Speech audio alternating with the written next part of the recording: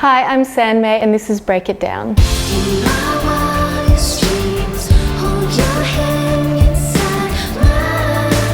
I'm a Gold Coast-based singer-songwriter and I make shoegazy dream pop. I make music because I have to and I'm compelled to, and I think it's my lot in life. If I can play a part in bringing joy and maybe healing to people's lives through music, then that's as good as it gets for me.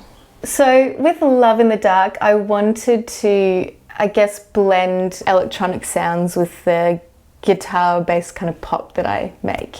I usually do, I always have a bit of a mix of that, but I wanted this song to just feel a bit more electronic and gritty. I'm always wanting to create that dreamy feeling and that feeling of escapism, but I never want it to sound too pretty, so I've always got some like weird things going on. A lot of the time I'll start with just a very basic drum groove, and I'm not a drummer, so this is literally how I do guide drums and it's really dorky. I'll show you.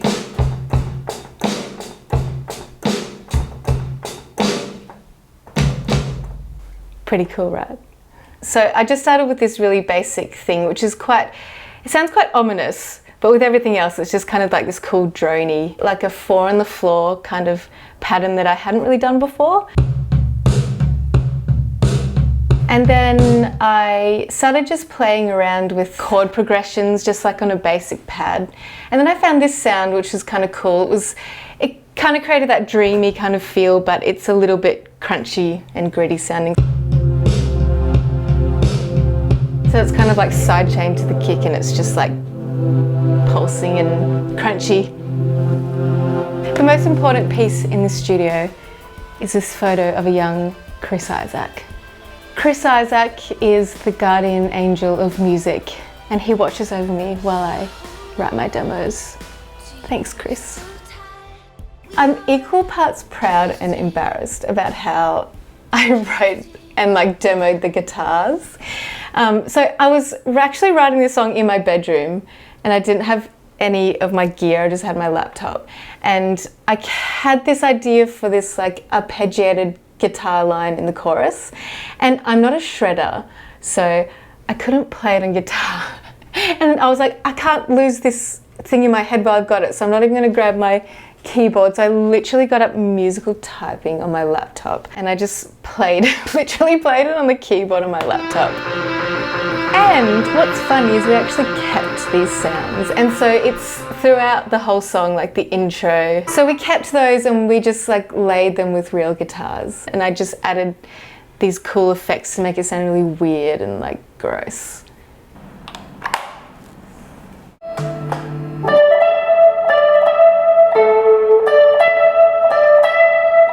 When we got into the studio, I kind of felt like the song needed a bit more life and just to be a bit more, you know. So we found this cool bass sound, which the song starts on this.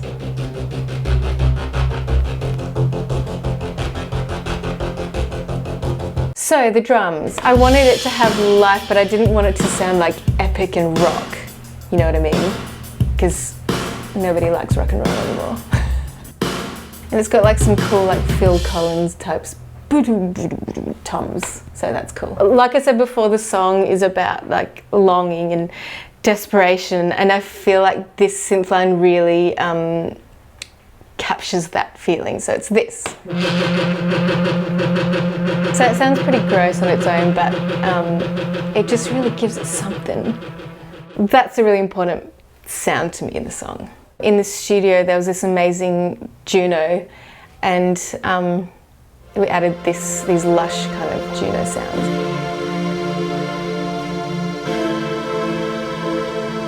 I love that that's in there now because it feels so heavenly and just dreamy and just like takes me away to another planet. So for the vocals for this song, it's actually quite a lot higher than what I usually would record. This is the pre-chorus. Hold your hand inside mine. To give it that dreamy kind of sound, but also be powerful enough, you know, amongst all those crazy sounds that are going on. we did have to work pretty hard to like get it right. I wanna love you in the light. I'm only glowing in the dark. Obviously that's quite dry. We've got some like beautiful reverbs and stuff happening, and like I've always got like doubles panned and then something down the middle, so it's all quite lush. It kind of sounds like a few voices going on, which I really like. I think it's very dreamy. The moment that the song clicked for me, where I felt like this could actually be a song, was when I wrote the vocal hook, and I guess the whole hook of the song, which is love in the dark, it's love in the dark, dark. It's like fairly cheesy in my head when I came up with it, and I was like, this is too poppy or something. But when I sang it a few times over the music, it just felt right. It was like this nice resolve where at the start of the song and up until the first chorus, everything's just ramping up and there were all these weird sounds, and like the vocal melodies in the chorus were very heightened. And then to resolve it for this nice moment that makes sense and just like is simple and brings it all together, I felt like really satisfied when I listened to it. And so it stayed, and that's the hook.